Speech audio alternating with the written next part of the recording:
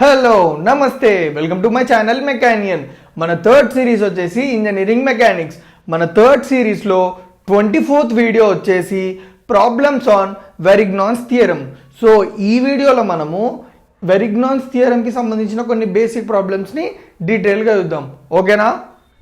So ఇప్పుడు మనము problem యొక్క క్వశ్చన్ని చూద్దాం. ఓకేనా?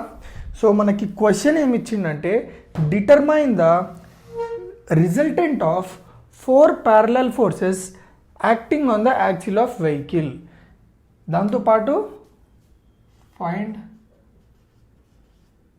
distance d. సో మనకేమంటుందంటే ఒక ఫోర్స్ సిస్టమ్ ఇచ్చిండు. ఈ ఫోర్స్ సిస్టమ్ అనేది ఒక బీమ్ మీద యాక్ట్ అవుతుంది. సో ఎన్ని ఫోర్సెస్ యాక్ట్ అవుతున్నాయి టోటల్గా మనకు దీని మీద? F1, F2, F3, F4. So 4 forces act అవుతున్నాయి. సో మనల్ని ఏం కనుక్కోమంటుందంటే ఈ ఫోర్స్ సిస్టమ్ వల్ల ప్రొడ్యూస్ అయ్యే రిజల్టెంట్ని అండ్ ఈ రిజల్టెంట్ ఈ బీమ్ మీద ఏ పాయింట్ దగ్గర యాక్ట్ అవుతుంది విత్ రెస్పెక్ట్ టు 1 పాయింట్. అంటే సపోజ్ ఈ పాయింట్ తీసుకున్నామంటే ఈ పాయింట్ నుంచి ఏ డిస్టెన్స్లో రిజల్టెంట్ అనేది యాక్ట్ అవుతుంది అనేది మనల్ని కనుక్కోమంటుండు. రిజల్టెంట్ కనుక్కోమంటుండు ప్లస్ డిస్టెన్స్ కూడా కనుక్కోమంటుండు. సో మనం దీన్ని ఎట్లా సాల్వ్ చేస్తాము? Very simple, using Varignon's theorem. So Varignon's theorem అంటే ఏంది? Algebraic sum of moments of all forces about a moment centre. Algebraic sum of all moments of forces అంటే ఏంది? ఇక్కడ ఉన్న ఫోర్సెస్ అన్నిటికీ మూమెంట్ ఆల్జిబ్రిక్ సమ్ చేస్తే which will be equal to resultant moment of force. అంటే దాని అర్థమైంది, వీటన్నిటి మూమెంట్స్ని యాడ్ చేస్తే మనకి రిజల్టెంట్ మూమెంట్ ఆఫ్ ఫోర్స్కి ఈక్వల్ టు వస్తుంది. అంటే ఈ ఫోర్సెస్ వల్ల ఏదైతే రిజల్టెంట్ ప్రొడ్యూస్ అవుతుందో ఆ రిజల్టెంట్కి అబౌట్ దిస్ పాయింట్ మీరు మూమెంట్ కనుక్కోండి. సపోజ్ దాని వాల్యూ x వచ్చింది అనుకుందాం. తర్వాత ఈ అన్నిటి ఫోర్సెస్ వల్ల ప్రొడ్యూస్ అయ్యే మూమెంట్స్ కనుక్కొని ఆల్జిబ్రిక్ సమ్ చేయండి. అదొక దాని వాల్యూ వచ్చేసి y అనుకుందాం. So according to Varignon's theorem x y అని అంటుండు. సో అర్థమైందా వెరిగ్నాన్స్ థియరం? సో ఆ థియరం యూజ్ చేసి మనము సాల్వ్ చేస్తాం. సో ఫస్ట్ ఏంటంటే మనం ఇక్కడ స్టెప్ 1 వచ్చేసి రిజల్టెంట్ ఫోర్స్ కనుక్కోవాలి. సో రిజల్టెంట్ ఫోర్స్ అంటే ఏంది? ఈ ఫోర్సెస్ వల్ల ప్రొడ్యూస్ అయ్యే రిజల్టెంట్ ఎఫెక్ట్ లేదా effect produced by this 4 forces. So ఇక్కడ మీరు చూసుకున్నట్టయితే నేను ఒక సైన్ కన్వెన్షన్ది మీకు ఒక చిన్న రూల్ చెప్తున్నా చూడండి. ఒకవేళ ఫోర్సెస్ అనేవి కిందికి యాక్ట్ అవుతున్నాయంటే అది నెగిటివ్ y డైరెక్షన్లో యాక్ట్ అవుతున్నట్టు. సో దాని వాల్యూ వచ్చేసి ఎంత నుండని నెగిటివ్ పెట్టుకోవాలి దానికి.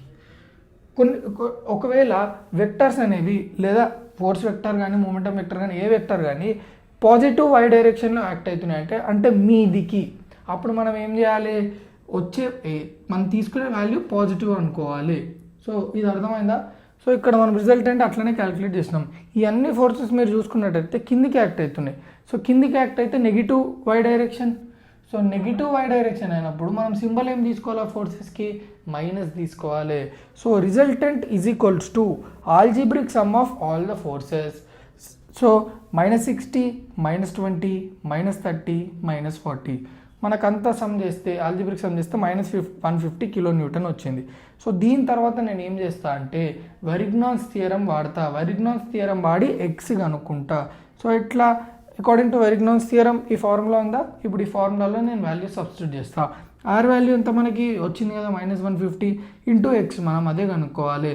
Is equals to F1 D1 అంటే ఫోర్స్ F1 వల్ల ప్రొడ్యూస్ అయ్యే moment about point A. So ఇక్కడ మీరు చూసుకున్నట్టయితే ఫోర్స్ ఇక్కడ యాక్ట్ అవుతుంది, మూమెంట్ అంటే మూమెంట్ సెంటర్ కూడా ఇక్కడనే ఉంది. అంటే లైన్ ఆఫ్ యాక్షన్ ఇది కోయిన్సైడ్ అవుతుంది. కోయిన్సైడ్ అంటే ఒకటే లైన్ మీద ఉంది అంటే అప్పుడు దాని డిస్టెన్స్ ఎంత అవుతుంది? 0 అవుతుంది. ఎప్పుడు డిస్టెన్స్ తీసుకోవాలి? మనము పర్పెండిక్యులర్ డిస్టెన్స్ తీసుకోవాలి. ఇక్కడ పర్పెండిక్యులర్ డిస్టెన్స్ ఉందా? లేదు.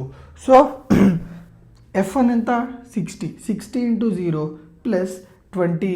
సో ఇప్పుడు మీరు చూసుకున్నట్టయితే ఈ లైన్ ఆఫ్ యాక్షన్ ఆఫ్ ఫోర్స్కి ఈ పాయింట్ నుంచి పర్పెండిక్యులర్ డిస్టెన్స్ ఉందా లేదా? ఇది పర్పెండిక్యులర్ డిస్టెన్సే కదా. సో ఎంత? 1. So 20 into 1. సో సింబల్ ఏముంది? ప్లస్ ఉంది. సో ఆల్రెడీ మనం మూమెంట్ ఆఫ్ ఫోర్స్కి కూడా డైరెక్షన్స్ని చూసినాం కదా. సో క్లాక్ వైజ్ డైరెక్షన్కి మూమెంట్ ఆఫ్ ఫోర్స్ అనేది పాజిటివ్, యాంటీ క్లాక్ వైజ్కి మూమెంట్ ఆఫ్ ఫోర్స్ వచ్చేసి నెగిటివ్. సో ఇక్కడ అన్ని ఫోర్సెస్ కిందికి యాక్ట్ అవుతున్నాయి కాబట్టి మీరు ఒకసారి చూసుకున్నట్టయితే కిందికి యాక్ట్ అయితే చూడండి, కిందికి యాక్ట్ అయితే ఇట్లా రొటేట్ అవుతుంది కదా బాడీ, ఇట్లా రొటేట్ అవుతుంది కదా. సో ఇట్లా రొటేట్ అవుతుందంటే దాని అర్థమైంది clock wise. So clock wise అంటే ఈ ప్రతి ఒక్క ఫోర్స్ ద్వారా ప్రొడ్యూస్ అయ్యే మూమెంట్ అన్ని క్లాక్ వైజ్ డైరెక్షన్లోనే ఉన్నాయి.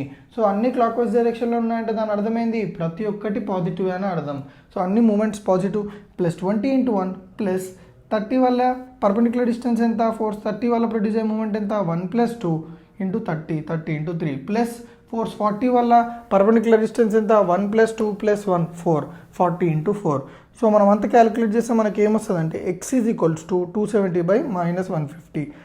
సో ఇక్కడ నేను ఏంటంటే నేను ఆన్సర్లో మైనస్ పెట్టుకోలేదు, ఎందుకంటే ఇక్కడ చూడండి ప్రతి టెక్స్ట్ బుక్లో కానీ ఏమంటారు ఏదైనా సోర్స్ మీరు ఏ సోర్స్ అయినా తీసుకోండి, క్లాస్ వర్క్ కానీ ఏదైనా కానీ, ఇక్కడ వాళ్ళు ఏం చేస్తారంటే ఇట్లా యాక్ట్ అయ్యే ఫోర్సెస్ ఈ సమ్ మట్టుకు మనం ఏమంటామంటే దీన్ని పాజిటివ్ తీసుకోమంటారు. ఏవి ఫోర్సెస్ అన్ని పాజిటివ్ ఏమంటారు పాజిటివ్ ప్లస్ తీసుకోమంటారు సింబల్. కానీ యాక్చువల్గా సైన్ కన్వెన్షన్ ప్రకారం చూస్తే నెగిటివ్ వై డైరెక్షన్ ఉంది కాబట్టి మనం నెగిటివ్ తీసుకోవాలి. సో నేను ఆ రూల్ ఫాలో అయినా లాస్ట్కి ఏం చేస్తున్నా అంటే ఆ మైనస్ని నేను నెగ్లెక్ట్ చేస్తున్నా, సింపుల్. సో మైనస్ని నెగ్లెక్ట్ చేసి ఆన్సర్ రాసేస్తున్నా. సో మీకు ఇక్కడ వరకు క్లియర్గా అర్థమైందా? సో ఇది వచ్చేసి వెరిగ్నాన్స్ థియరం బేస్ చేసుకున్న ఒక చిన్న ప్రాబ్లం. సో నా వీడియోస్ ఏమైనా మీకు కొంచెం యూస్ఫుల్ అయితే తెలుసు కదా ఏం చేయాలో, రైట్.